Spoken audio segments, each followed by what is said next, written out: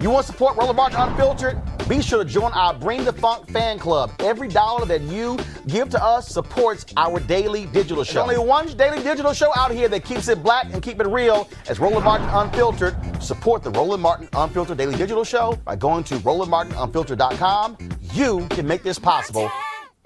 Man, oh man, talk about a quick fall. Former mayor of Baltimore, Pugh, sentenced today to 3 years in federal prison as a result of a children's book scam. In addition, she had this book called Healthy Holly that was a series of children's books that was supposed to be delivered to children. Well, guess what? She was convicted on federal tax evasion and conspiracy charges because these books were used to help fund a political career. She was ordered to pay $400,000 in restitution, the University of Maryland medical system, and nearly $12,000 to the Maryland Auto Insurance Fund, which also purchased copies of her books. And many of those books were not even delivered. She also must forfeit nearly $670,000 in her campaign account. Now, all copies of his Healthy Holly book in government custody will be destroyed. This is Pugh after she was sentenced today in Baltimore. So as one who's gone through this, I don't wish this on anybody. Again, I'm apologetic to the citizens of Baltimore. Nobody loves Baltimore more than I do. And I think many of you followed me over the years. At 4 o'clock in the morning, I think some folks met me at 4 a.m. in the morning till 10 or 11 o'clock at night because I believe in the city. And I know that Baltimore will move forward. We've got some great people out there. I hope that will take over the realms of mayor. But, what I want the citizens of Baltimore to do is to continue to believe in the future of our city. And again, I apologize to the city, the state, and I had folks who flew in from across the country today. And so I apologize to them as well. Got to say, Erica, it is so unfortunate to hear somebody who was a very successful state senator, led the National Caucus of Black state legislators, then, of course, beat a wide field of people to become mayor of that city. You had a previous, and she actually beat a woman who was a previous mayor who herself was forced out of office for improperly using gift cards. And so, you talk about hundreds of thousands of dollars for books that, frankly, never even got printed.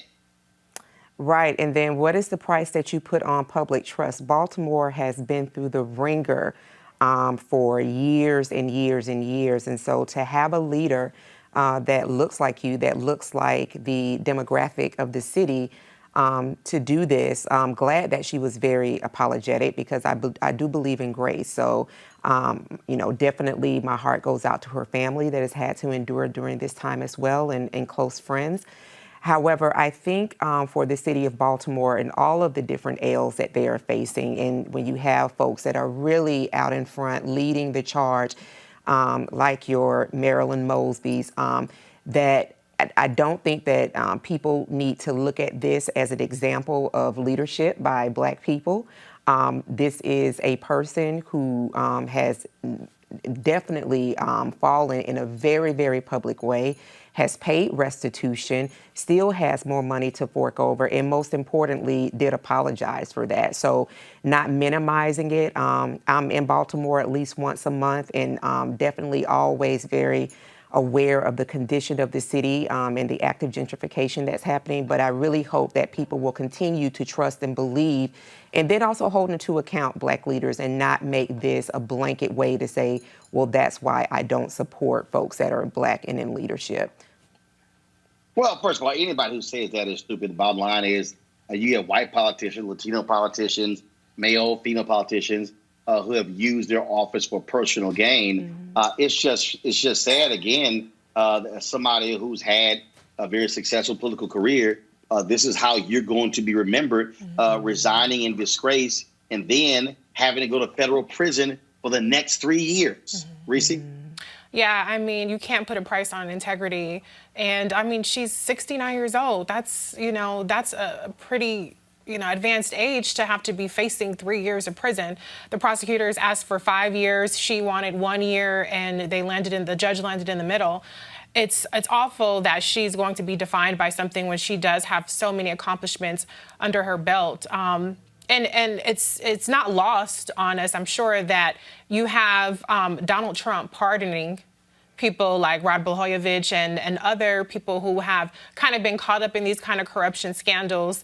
And here you have a black woman that's going to prison for 3 years. She's facing another charge as well for perjury. So her legal troubles are not coming to an end here, but she did do something incredibly serious in terms of the scale of what she's been accused of, the dollar amount, and she breached public trust. So I appreciate, like Erica said, that she's very apologetic about her actions, because I think you have to take accountability for, she has to take accountability for what she did do wrong in this instance. Absolutely. And so again, for Baltimore, just another piece of bad news. All right, folks, back to that Roland Martin Unfiltered video in just one moment. All right, folks, are you looking to enhance your leadership or that of your team in 2020? Well, you should join Dr. Jackie Hood Martin for her newest online course and mastermind group, How Successful People Think. She'll be your guide as you learn timeless leadership principles to apply to daily living. The offer expires on February 28th. That's this week. So register for or start the online course today. Go to www.livetolead.com/Leesburg. Live, L-I-V-E, the number 2, LEAD.com/Leesburg. Now back to your Roland Martin Unfiltered video. See that name right there? Roland Martin Unfiltered. Like, share, and subscribe to our YouTube channel. That's youtube.com/Roland S. Martin. And don't forget to turn on your notifications so when we go live, you'll know it.